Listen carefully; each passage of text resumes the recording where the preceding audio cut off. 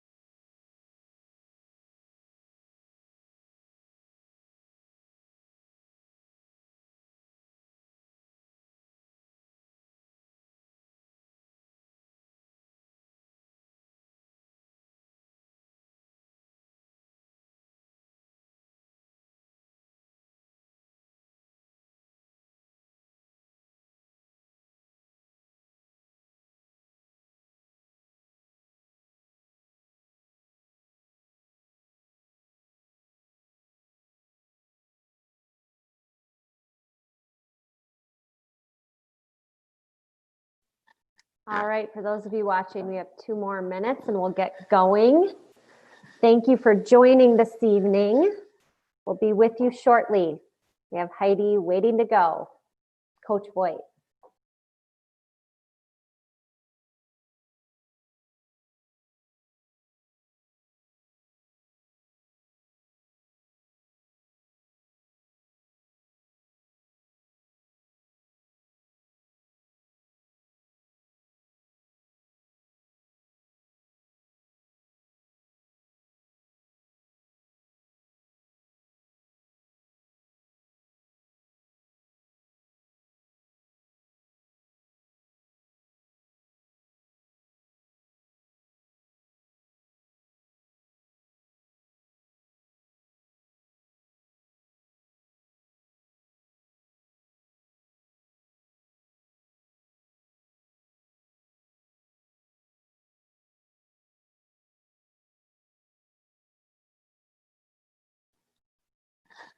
All right, we just rolled on to 7 o'clock, so we'll get started. Welcome to the first installment of our digital event series for alumni and friends, Northern Now. Thank you for joining us this evening.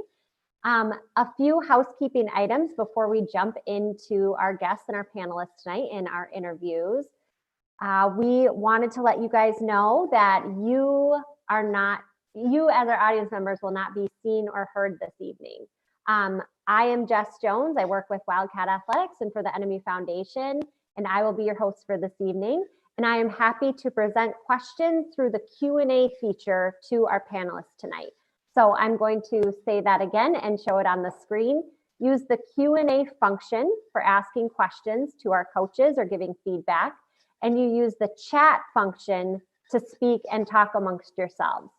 So again, the Q&A function is for asking questions. I'll be taking time throughout each interview to check the question box. And we hope to have questions that you bring in for each of our coaches. So thank you. So thank you again and welcome. One last item, save the date. I want to make sure to mention we have 2 more upcoming series to round us out through the end of the calendar year. Next month on November 11th with Fritz Nelson. That'll be a fun talk. And then December 9th, our new executive chef at NMU, Alden, will be showing us some cooking classes there. So those will be a lot of fun. So make sure you mark your calendar. All right. So I'm going to stop screen sharing and welcome our first panelist and guest, our head swim and dive coach, Heidi. Thank you for joining us, Heidi. Yeah, love to. Great. All right. So we can hear Heidi and hopefully my screen isn't frozen. I will apologize in advance for any technical difficulties. Thank you for bearing with us. My screen seemed to be freezing, especially during our rehearsals. But we know you're not here to see me. You're here to see the coaches. So we'll just keep that in mind. So thanks again for bearing with us, everybody. All right, Heidi. So let's play a game where we pretend like people don't know you really well. Can you tell us a little bit about your background, how you landed here at NMU, and a little bit of a short bio? Yeah, I grew up in Montana, and I ended up swimming for University of Washington in Seattle. And I pretty much spent most of my life on the West Coast there. Went from coaching at Wyoming and New Mexico State, and then looking for assistant coaches there and looking for a head job. And I was applying a couple places and applied here, and it just looked really interesting. I had a great conversation, phone interview. And I will tell you, after my phone interview, I had to get out the map and look it up and go, where is this place? And when my husband and I flew in, and just flying in already, looking at all of the just gorgeous country, I just knew that, oh my gosh, this is a great place to be. And yeah, I was warned by Steve Reed and that if I got the job, that it would be all of a sudden 30 years later and I wouldn't leave. And I'm starting my 11th season, so he's almost right. Wow, I can't believe it's been 11 yeah, seasons. I can't believe it either. Well, we're so glad that you're here with us at NMU. So tell us, Heidi, about your assistant coaches. Yeah, so we have associate head coach Matt Williams, and he has been with us for 7 years. So when I first got here, it was a women's team. And then after 5 years, they reinstated the men's team, which we were really excited about. And I know we had a lot of alumni men that were super excited about that too. So when that happened, I was able to hire another assistant, and Matt is from the area, and he just, we were already colleagues talking about swimming all the time. You kind of gravitate to those people that can talk your language in the community. And so I love talking swimming and technique and a whole bunch of stuff with him. And so it was a pretty easy decision. And he's just been amazing. He coaches our sprint group, and he's our recruiting coordinator as well. So he's been a big part of how our team has advanced for sure. And we have our diving coach is Connor Dorff, and this is starting his 4th season. And, I think that's key to any successful team is that consistency in coaching for sure. And he's been doing a great job. Every year he's had an All-American diver. So it's just been really wonderful to have these guys, and we have such a good system going. Really lucky. Nice. That's great. Well, yes, you guys have had so much success, especially a couple recent seasons here for sure. Yes. So before we get too much further, of course, we kind of, we're all sick of talking about it, but we have to talk about the COVID elephant in the room. And so please tell us, how has your team, whether it's since March or just since like over the summer, how have you guys adjusted? What has this meant for your team? Have you kind of had business as usual, or have you had to adjust training schedules? Fill us in on how your landscape has changed. Yeah, so it is interesting. There's been some things that feel almost business as usual, but a lot of other things, we're working with it and doing the best we can. We had to wait, a few weeks to get started, just trying to make sure we were had things in place and had a good plan going forward. And we weren't sure what competitions were going to look like. The GLIAC hadn't made their decision yet. So there was, of course, a lot of question at the beginning, but the team came back and they were pretty excited. The one thing it's been really fun to see is, people have this sport in their life. So many people on our team have been swimming since like they can, earliest they can remember, from like 8 years old. And so to have that kind of taken away at that moment, and some of them not being able to swim for 4 months, which for swimming, a 2-week break is long. They're just kind of those people that swim all the time. And I think they really came back with an appreciation and enjoyment. We talked a lot about celebrating. We get to swim today. We just started taking one day at a time, saying we get to practice today. And that was a great moment. So it was kind of fun at the beginning to be able to get together when we couldn't before. But, we're doing some different things. Our divers wear their masks when they're doing their stretching and dry land stuff. And, our swimmers have their masks on when they're not in the water. We're kind of lucky actually to be a sport that the virus can't survive in chlorine. And so we really are kind of lucky that way, that I think we have a pretty, somewhat safe environment as compared to some other sports. Mm-hmm. So that we are lucky that way. But, I sent you a couple pictures. We've done a couple things. We went on a team hike, and I don't know if you have that one, and everybody has a mask on. One of my concerns was, how are we going to bond together? Because for me, I think that's really important. Our season's one of the longest seasons, and you have to rely on each other. And how are we going to get to know each other when you can't see their face and you can't tell that senior smiling at a freshman, but we've really worked hard at it, and they've done a really good job. So it's coming together for sure. Great. So you mentioned those photos, and I would love to share them now. Yeah. I don't know if they're in the order that you had mentioned, so I'll just go. They might not be, but yeah, if you want to pull them up, and I can just talk about some too. Yeah. That's great. I'll share those, and then you can just talk about them in the order that they're showing. If that's sure. okay. Yeah. So I submitted some pictures that kind of talked about what we were doing with COVID, and then kind of talked about some highlights of last season. This is one of my favorite pictures. This is our men's 800 free relay from last year. And since the men have been reinstated, we have won that relay every year at conference. And this was a bigger year where kind of a couple key people weren't on that relay that had graduated. And so to come in and they won again by a lot. So it's a cool moment to be 5-time GLIAC champion in that relay. So that's what that one is. Do you want to name the student athletes? Yeah, I will. So the one you can see the most of his face is Jonas Reinhold, and he graduated. Yep, he's a senior. And the one behind or next to him that we see is back, that's Yvonne, and he's a sophomore. So definitely has some returning talent. And then the next one's Laosh, and he's still in town, but he's graduated. So we're going to miss his talent. And then our fourth one is John Bussey, who's one of our captains, and he's a junior from Minnesota. So he's still around too. So we're hoping we have a couple people that are going to take place of those senior boys and get the job done. So returners for sure. Yeah. Great. All right. Here's another photo. So this was, I would tell you, this was such an amazing moment. It's been something, my goal ever since I got here to get a conference championship. And this year, for the first time, the women won. And we had kind of a heartbreak the year before. The men had just missed it by 30 points, which is not very much. And the women came in this year and just dominated from the first day on. They just kept gaining and gaining and gaining.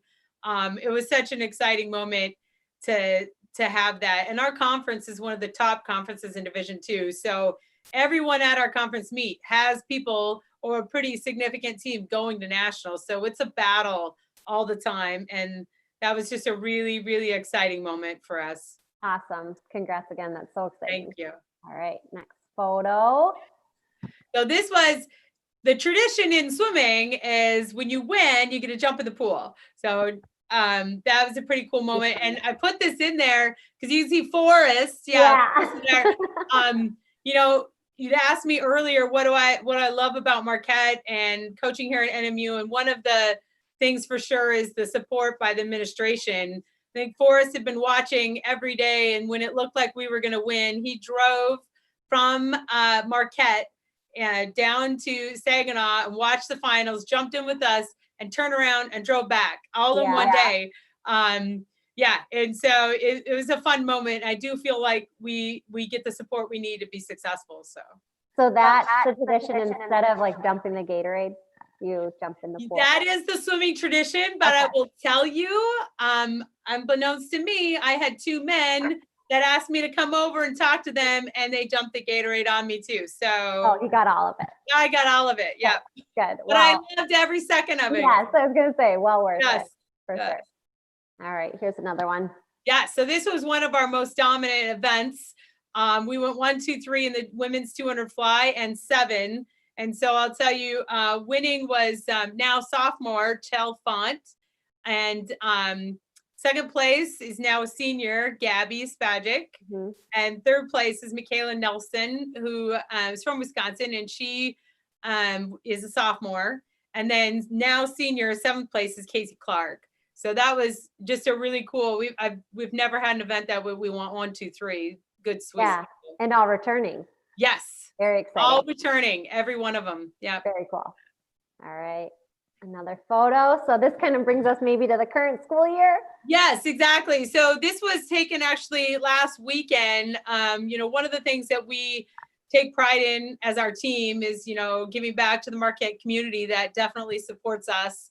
And one of the things we did, and I put some pictures in because we always have our masks on, but we were packing PPE kits for Forever Friends for some seniors that maybe don't have loved ones around during the holidays, and they deliver food. And so we're packing like some hand sanitizer and some gloves and some different things. But I put that in there because this is what our team activities look like, kind of, we're,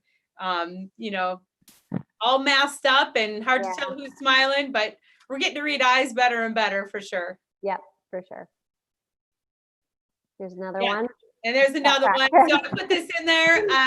This is a tradition that we do. Everybody has their name on their locker, but we have a tradition where our incoming freshmen have to earn their nameplates. And so when we start practicing, I'll have a returner that says, I would like to give, this is Thibaut, he's from France, his nameplate.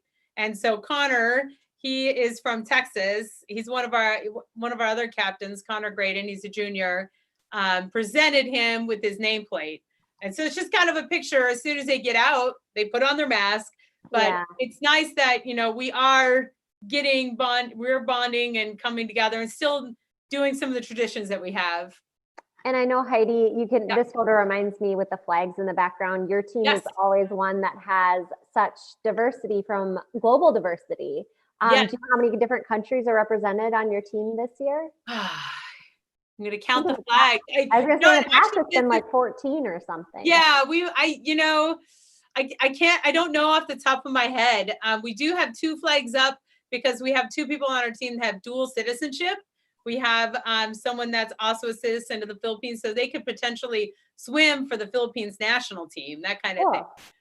But yeah, we have Brazil and France, Czech Republic, few from Spain, Germany, Lithuania, and Iran and Italy.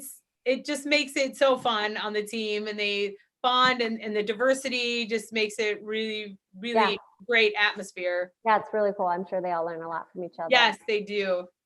All right. I think this might be our final photo. Yeah, now's the final one. That was just a socially distanced hike that we did to the top of the world. Just again, another kind of picture of this is our life right now. And anytime we go somewhere, they have their masks on, and they all drove in different cars, like with their roommates or whatever. And this is kind of our life, but we're making the best of it, and not afraid to get out and socially distance and do the right thing, but be careful about doing it. So yep, do it safely. yeah. All right, I'm gonna stop Yeah. sharing here. I'm gonna take a moment just to remind everybody, if people joined on late, we can't see or hear any audience members tonight. So if you do have a question for either of our coaches or panelists, you can use the Q&A function. That's at the bottom of your screen. The chat function is for talking amongst yourselves, seeing who's out there this evening. And again, you are on the Northern Now digital event series for NMU alumni and friends. So thanks for joining us. We are with Coach Heidi Voigt, head swim and dive coach for NMU. Heidi, you kind of talked about it earlier. One of my questions was, what was your favorite part of coaching at NMU? One of your favorite parts you mentioned was getting to work with me. No. Yes, of course. I think you said the athletic administration, but what's another favorite part of coaching? Well, I think, that goes the administration goes hand in hand with faculty and staff. So appreciative. I think President Erickson has done a great job handling everything. I just hear from some of my other coaching colleagues that can't even get in or can't even meet with their team. Or, there was a school, Westchester, has a pretty good swim team, and they just canceled all sports for the year. So being where we are, I'm just so appreciative of everything that everybody's doing, so we can give these athletes, student athletes, an experience, right? They came to Northern, we got them here, and we want to get their degree and give, especially our seniors, try to give them, that experience in their last year.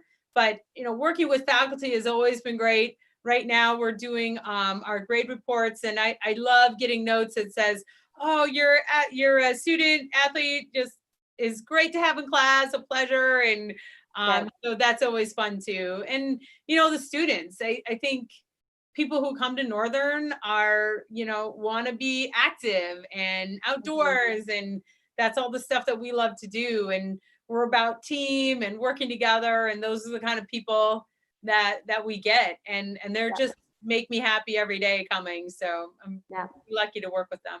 Nice.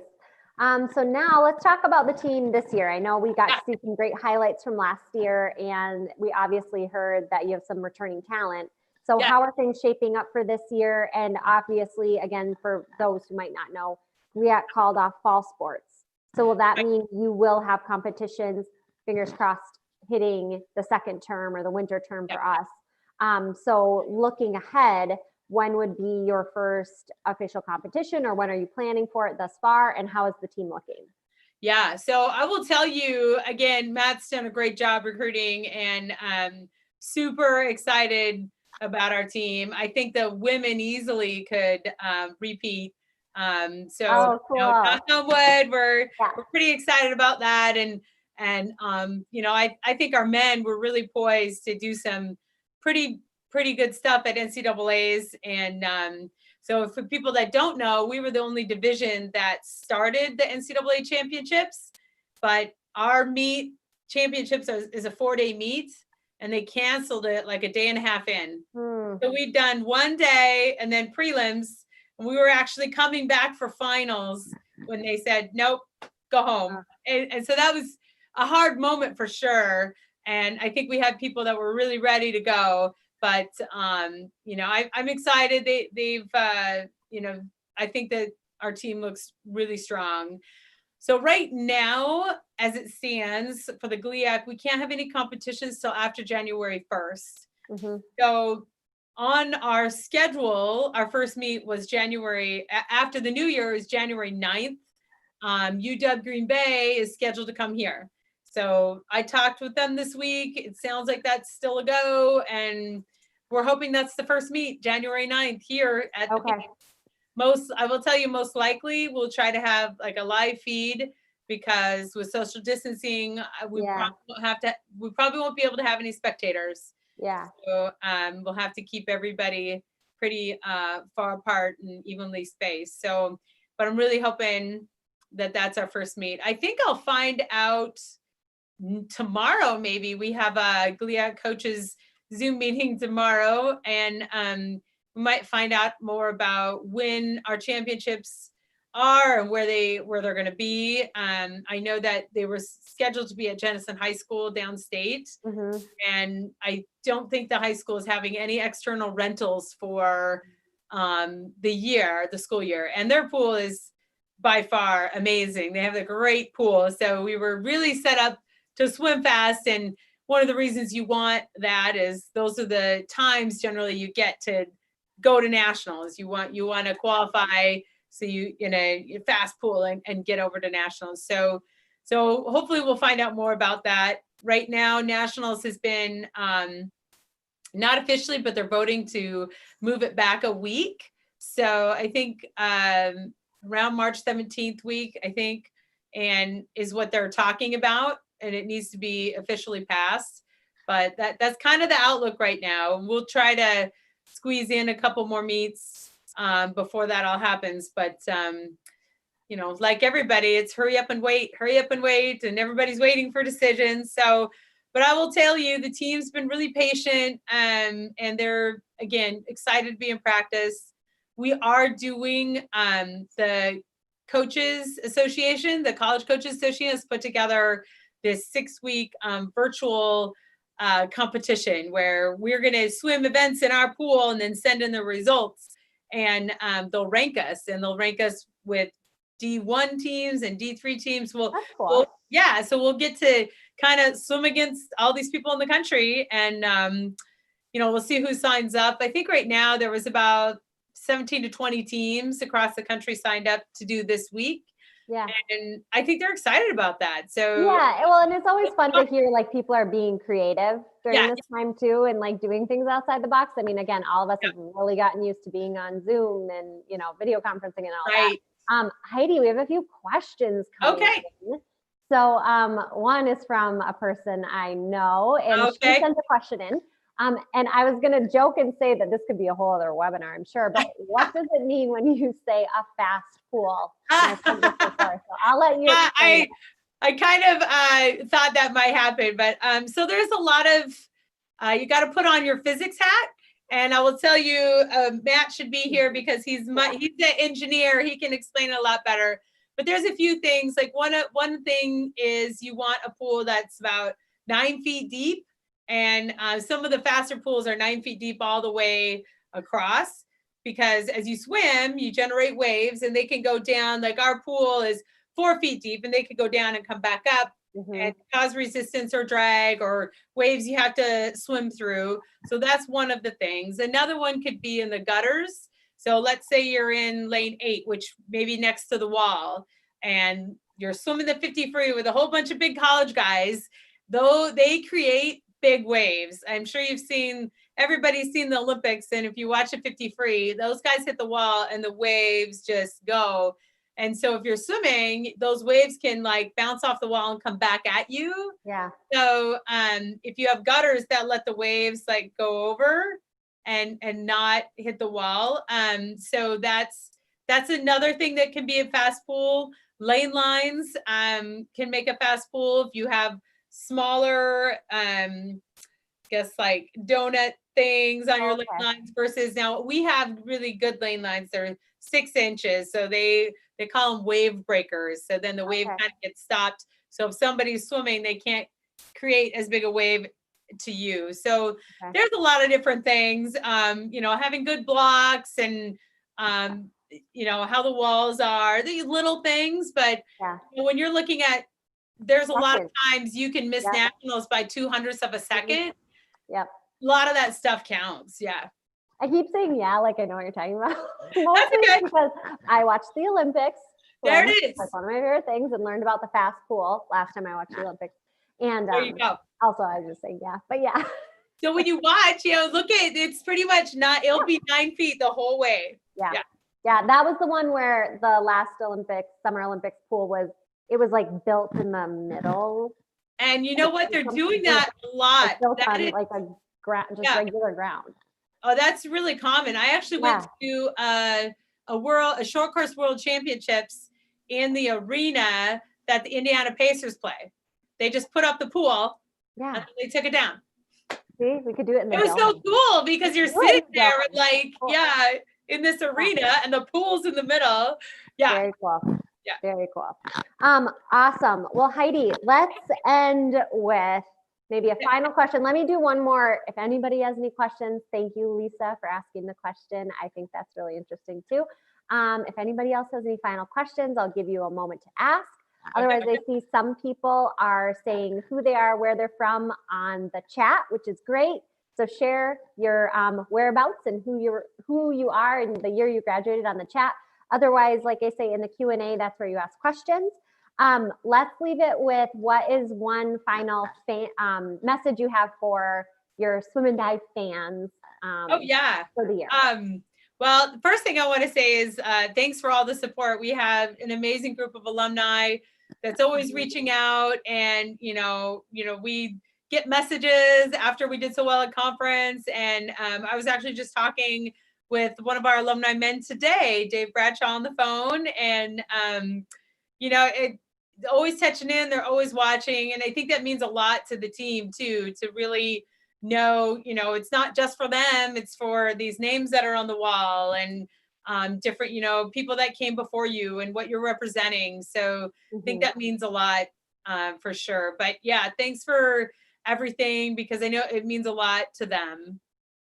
Awesome. Heidi, thank you so much. This was so fun. Just like a chat between you and me. That's all this was. Totally. That's all it was. Thank you. Thank you so much for being here. Heidi's going to sign off. Thanks, Heidi. See you. And again, I'm going to jump back to sharing my screen and going to hopefully maybe one more slide here. Just a reminder to follow the Alumni Association on social. We are now going to welcome Coach Grant Patolny. Thank you, Grant, for being with us. You are on the second interview. If you're just joining us again, we cannot see or hear the audience. If you have questions for Grant, please ask in the Q&A feature, and the chat is talk amongst yourselves. So now I'm going to stop sharing. I have to talk myself through these technical items, Grant. All right, and we will welcome Grant Patolny, head hockey coach for the Wildcats. Thanks for joining us, Grant. Hi, Jess. Good to see you. Hello. All right, so Grant, I'm going to give you the same pop quiz that I gave to Heidi. Again, a little bit of background, a short bio. Tell us about yourself and how you landed at NMU. Sure. Interestingly enough, I think I'll start with my decision to play college hockey. I'm from Grand Forks, North Dakota, which is where the University of North Dakota is at. Their bitterest rival would be the University of Minnesota. So they would be like somebody from Houghton coming to play for Northern. So, and when I went to Minnesota, I was the first player from outside of the state in like 26 years or something. So it was a little bit of a controversial deal.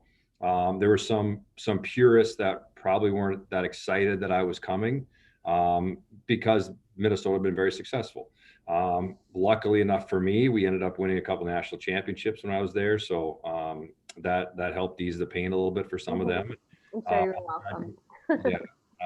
Upon graduation, I turned pro, signed with Ottawa Senators, and was played 6 or 7 years pro, and was married and had some kids, and kind of started thinking like, what's next for me in life? Where do I go from here? And at the time, we had a great life. We were living on Virginia Beach in Virginia on this beautiful home. It was interesting because they're these like multi-million dollar homes that they couldn't rent in the off season. So during the summer, they're like, I don't know, probably 50 grand a month. I mean, guys had elevators in them, and it was nuts. And we were getting these homes for really cheap. So we're living in this beautiful home right in the beach. And I just kind of was like starting to think about life and where do I go from here. And I decided I was going to retire and move to the Twin Cities, at a job set up. And in that transition phase, I got a call from the coaches at Minnesota, and they kind of talked me into coming to be their volunteer coach. And to be honest, I mean, it's funny now to say this, but at that time, they had to talk me into it. I wasn't that excited about it. I was ready to move on and get in the workforce. And from the time that they asked me to come volunteer to the time I actually got back to Minneapolis, the assistant coach at that time was Mike Hastings, who's now the head coach at Minnesota State Mankato. He left Minnesota for a different job. And there was like all these recruiting opportunities coming up, and you know, they were going through the process of, okay, we got to hire somebody, but you know, for this 2-month period, we'll pay you full time. Will you be full time? Maybe you can start your job in 2 months. And I said, I talked to the people I was going to work for, his financial job, and I said, yeah, they're okay, and I'll do it. And literally within 2 weeks, I fell in love, and I was like, this is what is my calling. And by the end of it, I was begging them for the job instead of them begging me to come, and it worked out. And I ended up coaching there for 8 years. And along that time frame, at the first couple of years, just trying to get your feet wet and understand recruiting and how does this league compare to this league, compared to a high school player, because they're all different. And you're kind of trying to figure out your coaching chops and you know, how you interact with the players, what responsibilities you're going to have. You know, if these are your responsibilities, which mine were the forwards and the power play and academics and recruiting and some of those things, you know, how do you do that to the best of your ability? And after about 5 or 6 years, I felt very comfortable in all those roles. And I had a conversation with the head coach and said, you know, I think I'm ready for more responsibility. And he said, well, I would agree. But he said, unfortunately, here, I can't give you any more. You know, like I have to be the head coach, and I have to keep these responsibilities, and the other coach has things he has to do. So, you know, if you're looking for that, it's probably time that you start opening yourself up to some head coaching positions. And I had conversations with a couple different programs, but what I always felt was you only get one chance to do this. And I wanted to go somewhere that had tradition, somewhere I thought you could win, somewhere there's support. So a couple of these other opportunities, I didn't think you could do that. And when this job opened up, I remember we had just lost in the NCAA tournament. And, you know, I had like that night to get my application. And so I got it in kind of at the last second, and came up here with my wife. And as much of a hockey town that Marquette is, like, for whatever reason, I just never been here. You know, I did play the Bantam team in the national championship when I was 15. So I did play Marquette, but I'd never been here. So we came up, and, you know, at that time it was April. And as we all know, it's probably about the only time that we don't show very well. Yeah. Right. Because like usually if it snows, like if you live in a city where you get some snow, but not a ton, that snow can look dirty because they're cleaning the roads and there's salt but we have enough snow that, like, when we bring kids on recruiting trips, it doesn't matter to us if it's January, if it's February, because it looks beautiful. So, and then obviously the summers speak for themselves. So came up and, you know, really enjoyed the interview and enjoyed my interaction with Dr. Erickson and Forrest. And, you know, that's 4 years ago, and now we're moving forward. So, you know, that was, for us, it was, you know, we didn't know what we didn't know before we got here, but I did know that there was tradition and history and passion, and then Wildcat hockey had been very successful. So that was what attracted me to the job. Yeah. So that is a fun fact that I learned about you that I didn't know, is you didn't set out to be a coach. You had set out just on your path as a hockey player, and then was finishing and kind of fell into it a little bit more. Yeah. That's interesting. And that's what actually, because I get to work with some of the coaches, and I think I've said this about you too, is all of you, all the coaches here at MU have such great, like every time we have conversations, like I get off the phone and I'm like, I'm psyched, I'm ready. Like you all just have that natural like ability to like project and get people excited. And so I think that's such a natural talent of yours. So it's so surprising, like picturing you as a financial planner. I think I'd have been like, oh, I probably made a good choice. Let's invest. I would have been bored so fast. Yes, I would have been. Yeah, you would have been. So that's good. Well, good. We're glad you ended up here. So Grant, again, just like Heidi, I'm going to kind of, let's just step right into it.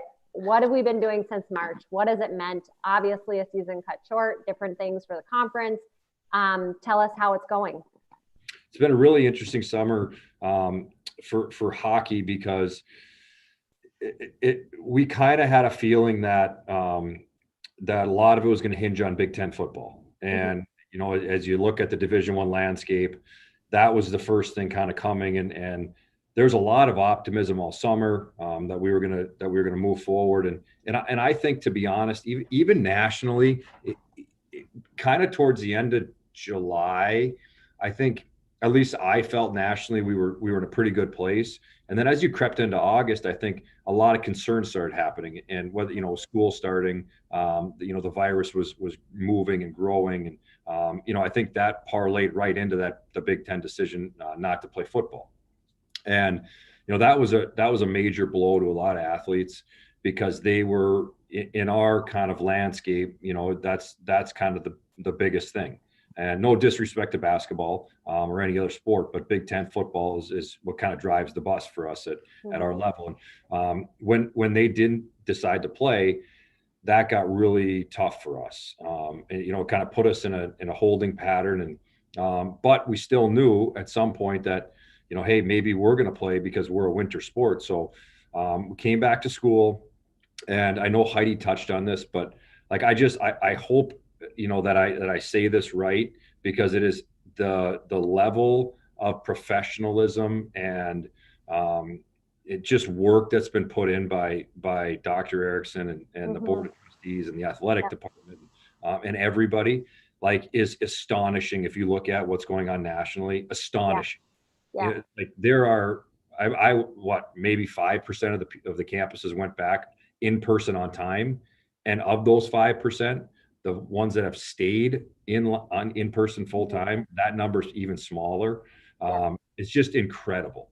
So we come back, and the first couple of weeks, obviously, we're just concerned with getting through. You know, that, you know, is there going to be a surge when school starts? And this is non-athletic stuff. This is just, are we going to get through this as a university, and kind of come through with flying colors?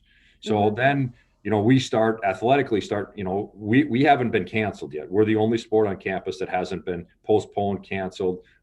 We know internally we're going to be postponed, but we haven't been canceled. So we have to start getting on the rink and start doing some things to be prepared for the moment that we can play. So, you know, I don't know how many guys skated, how many guys didn't, you know, what kind of access they have to ice at home. You know, some guys stayed in town, they didn't have any access to ice. So for the first probably 3 weeks, we split the team up into 3 groups, and just really the only thing, and it was skill-based stick works and edge work and stuff. But to be honest, the only thing I was concerned about was their soft tissue. You know, how are their groins going to take this? How is their hip going to take it? Abs. So we really, really took it slow. After 3 weeks, and I should preface this, before we even had a thought of getting guys back on campus or in the rink to do some athletic related activities, we created a plan, and every sport did this.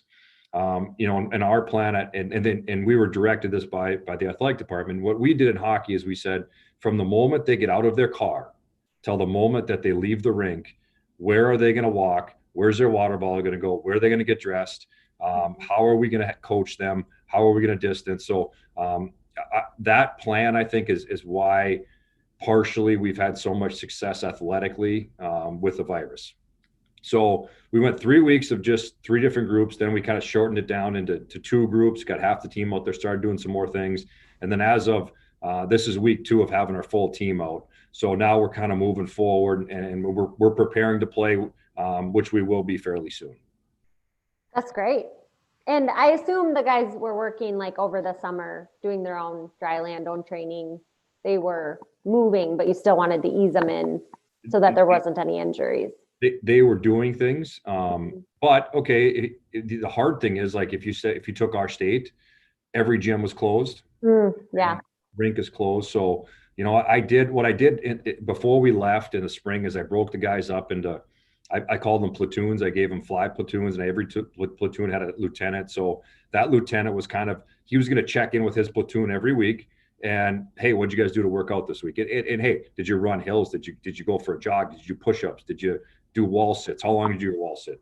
And then he would take his 5 members of his platoon and report to the other lieutenants. And it just kind of kept people on their toes and kept them engaged with each other. And, like I thought that guys really enjoyed that. But again, you just don't know how much they could or couldn't do. So I really had to be careful with them. But I thought I saw some running around town this summer though. So they did something. Yeah, no, they were. I mean, but to the level that you would normally do, just challenging. It's different. Yep. Good deal. All right. Switching gears a little bit. Tell us about your coaching staff. Rob Lettinen is from Marquette, played at Northern, has been working at Northern before I got the job for 5 or 6 years. And Rob is in charge of recruiting. And when I say in charge of recruiting, he's kind of the guy who organizes the recruiting meetings on Monday.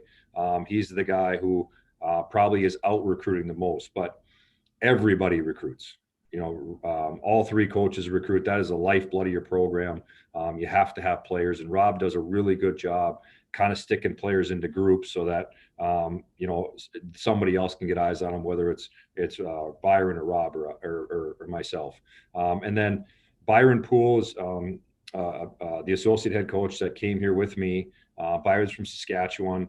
I had known him when he was coaching in Fargo, but I didn't know him that well. And through the process of hiring assistant coaches, I wanted to sit down with a lot of people that I respected and some people that I got recommended. And within 5 minutes of sitting down with Byron, we were in Florida for the coaches convention. He just blew my hair back. And I was like, woo, like Heidi said, you're speaking my language. Byron, you're speaking my language. But I wanted to be careful. I wanted to go slow. And so there was probably a 5-6 week courting process. And Byron's now here and he's been phenomenal. He's one of the most sought after assistant coaches in all of college hockey. 2 teams tried to hire him away from us last year. So he's doing very well. I'm very blessed with 2 great coaches. Jeff Cornock's our director of hockey operations and Dooley does the equipment position. And again, blessed. Jeff was here when I got the job. And Megan DeChambeau is our trainer, and Megan is lights out. I mean, she gets guys healthy and back on the rink as quick as anybody. So I'm really fortunate that I got a great staff. Great. I'm going to take us in a little different order than Heidi. So what I want to talk about next is looking ahead. We're coming up on this year. How is the team looking? Standouts? What might we expect when we do see them on the ice, if we will? So what are we thinking for this year? Well, I think it's important to go back to the timing of when I got hired the first year. And this is by no fault of anybody. This is just how it works when coaches get hired. By the time I got the job, there weren't a lot of players that were available that you probably would be excited about recruiting. So our senior class is Joe Nardi. That was here from the beginning. And Joe's our captain. Rob committed Joe. And Joe stuck with Rob and stuck with the program through not knowing who the coach was, a long period of trying to figure that out. So Joe has been the one player been here the whole time. So that kind of bleeds us into our junior class, which is like our first recruiting class. And those guys have been very successful. They've done very well. So, like Joe Nardi's our captain, been a great player. Ben Newhouse we got as a defenseman, we got as a transfer. And, the way Ben can skate and make a play, and Joe's energy, Griff Locker. And Griff led the conference in scoring as a sophomore last year. I bet you since the formation of the new WCHA, that's never happened. Griff's an elite player. We got a player named David Kiefer who couldn't play last year, transferred from Michigan State. Vincent DeMay, AJ Vanderbeck, they can really shoot a puck. So now we got a mix of players. Tanner Vesio looks like he's got a chance to make a lot of money in this game as a defenseman. Mike Van Oenen's now another year older. Hank Sorensen's a year older. Those guys are all defensemen.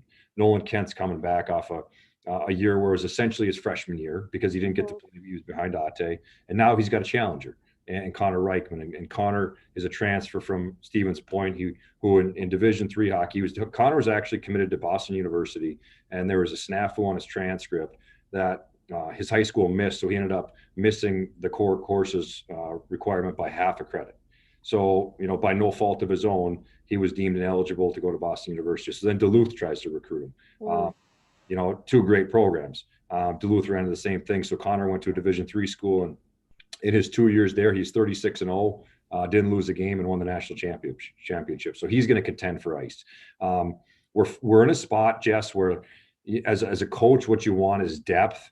You want competition. You want guys to be on their toes. We're in a spot now where I don't have to create any of that. That's just naturally, guys look around the room and there's good players. There's going to be good players not playing. And that's when you know you got a good team. I think teams that have inconsistency, they rely so heavily on their top players that they don't have players at the bottom of the lineup. And if some of those guys don't play well, maybe they're just better than the guys who aren't playing, so they get to continue to play. That's not the case anymore. Now it's if you want to play, you better practice hard, you better play well, you better perform, you better execute, you better be a great student, be a great person, because there's just no room for you to have error. And that's kind of the hallmark of a successful program. So I really like where we're at.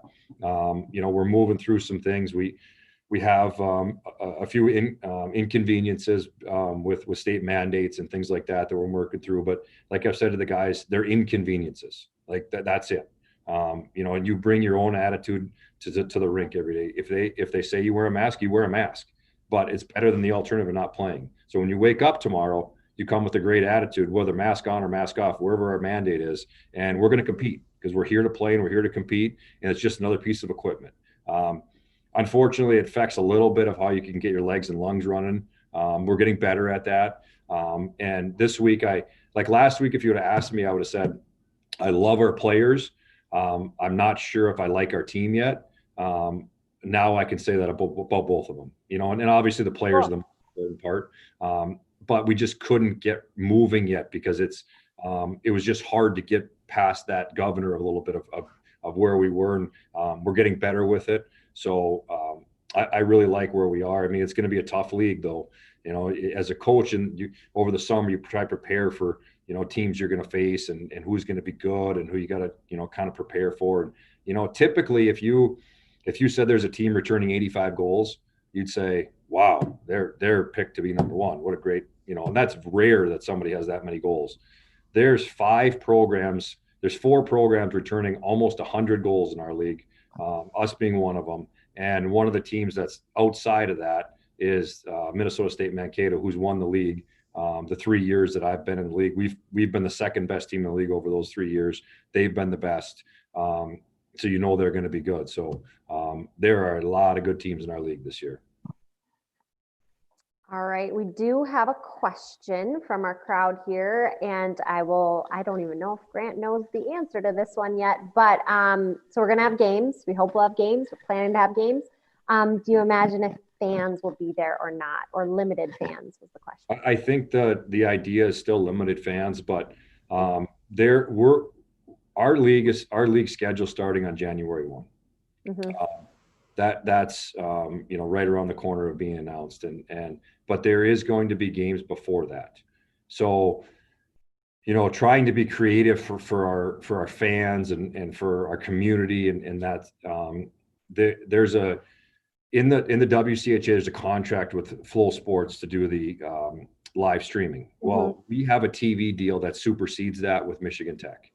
So as you see TV6 playing those games, we are going to try play Michigan Tech as many times as we can before the season starts, so that even if there's limited amount of fans, you can still watch 4 of those games, 2 of those games, however many we can work out from home before the year starts, so that you don't miss out on seeing games.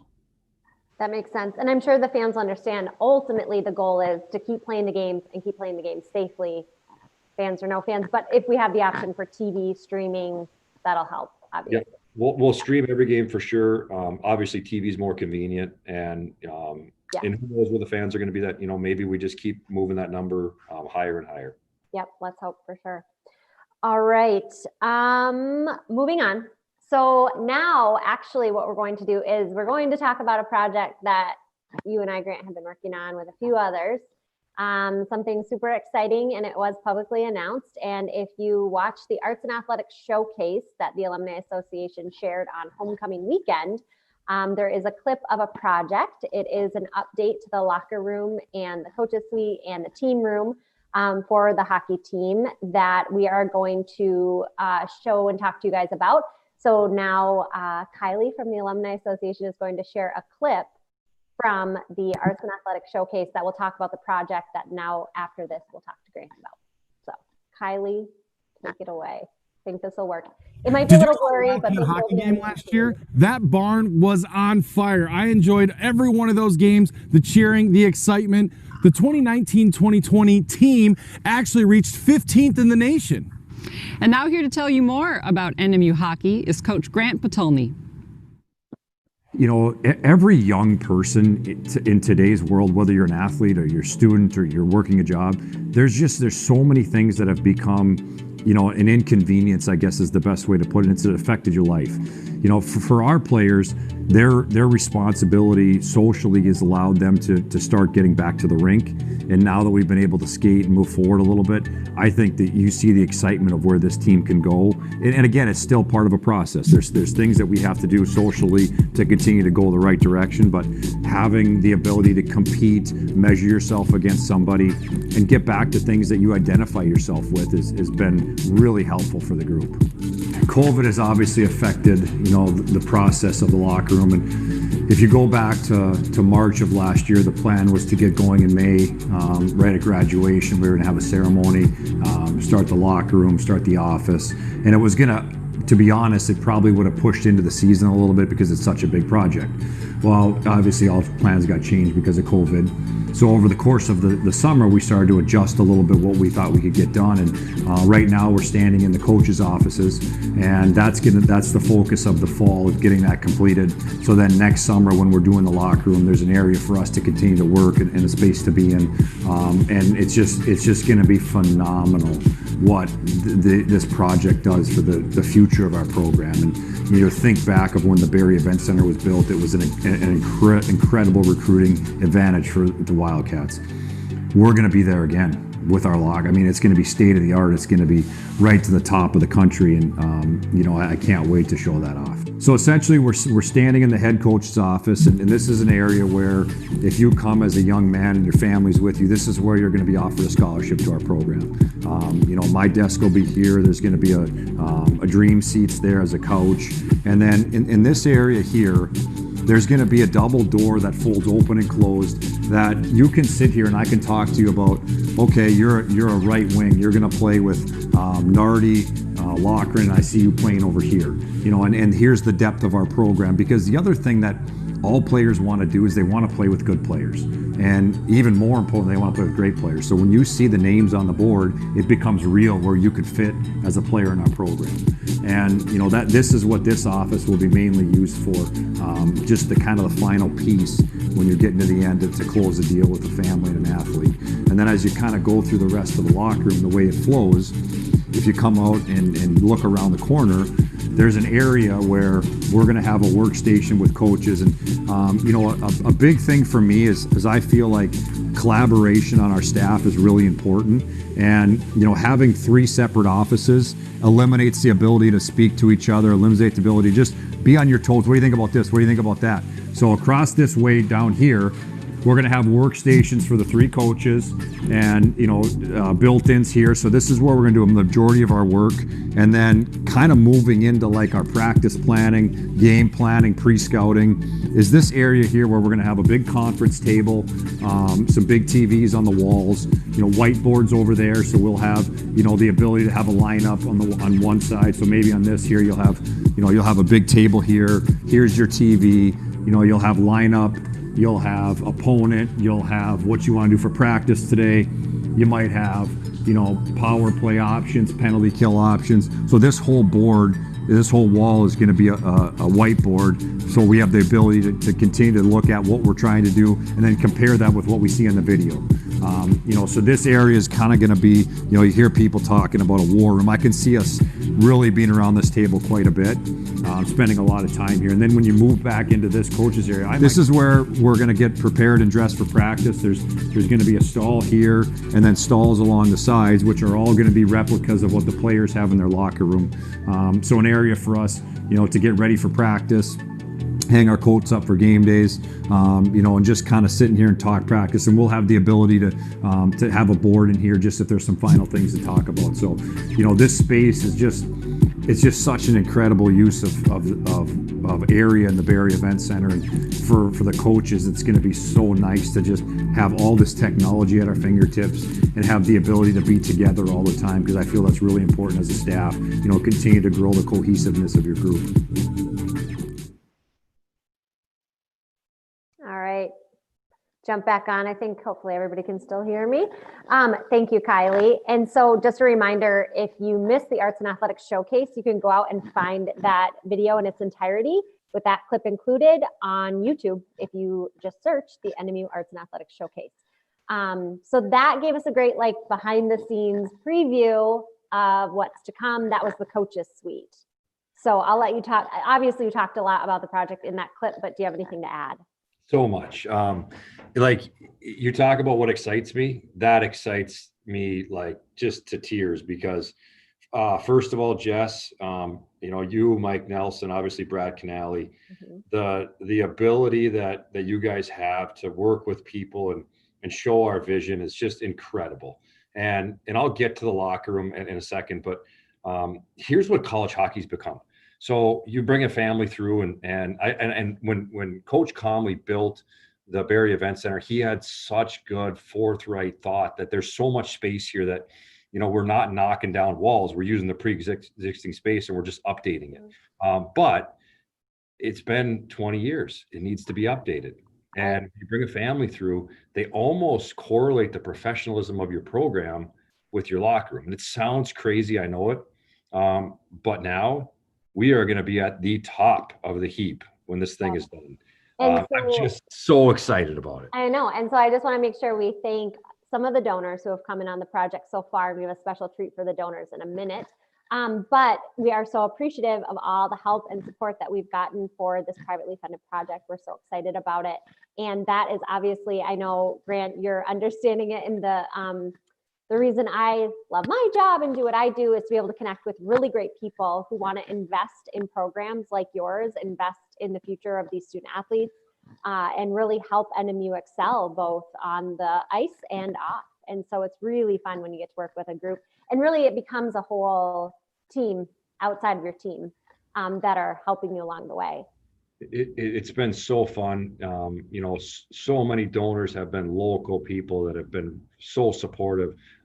There's been alumni that have been so supportive, and now we're kind of putting the finishing touches on it. And one of the cool things that I think that we've done is putting that plaque in the stall that we're selling to donors, and we're selling this.